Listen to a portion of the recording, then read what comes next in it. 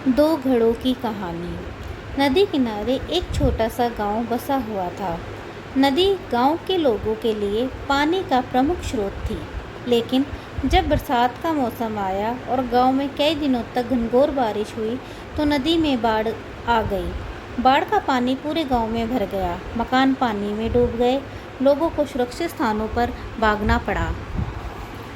बाढ़ के पानी में लोगों के घरों में कई चीज़ें बहने लगीं। उनमें दो घड़े भी थे, एक पीतल का घड़ा था और एक मिट्टी का। दोनों ही घड़े पानी में खुद को बचाने का प्रयत्न कर रहे थे। पीतल के कठोर और मजबूत घड़े ने जब मिट्टी के कमज़ोर घड़े को संघर्ष करते देखा तो सोचने लगा कि मिट्टी का ये कमज़ोर घड़ा आखिर कब तक खुद को डूबने से बचा पाएगा। मुझे इसकी सहायता करनी चाहिए। उसने मिट्टी के घड़े से कहा, मित्र सुनो, तुम मिट्टी के बने हुए हो और बहुत कमज़ोर हो। बाढ़ के इस पानी में तुम अधिक दूर तक नहीं जा पाओगे और डूब जाओगे। मेरी बात मानो और मेरे साथ रहो, मैं तुम्हें डूबने से बचा लूँगा। मिट्टी के घड़े ने पीतल के घड़े को देखा और उत्तर दिया, मित्र, तुम्हारी सहायता के प्रस्ताव के लिए धन्यवाद, लेकिन मेरा तुम्हारे आसपास रहना मेरी सलामती के लिए उचित नहीं है। तुम ठहरे पीतल के बने घड़े और मैं मिट्टी का घड़ा।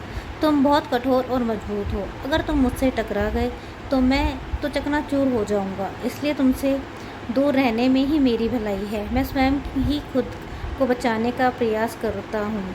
भगवान ने चाहा तो किसी तरह किनारे तक पहुँच ही जाऊँगा।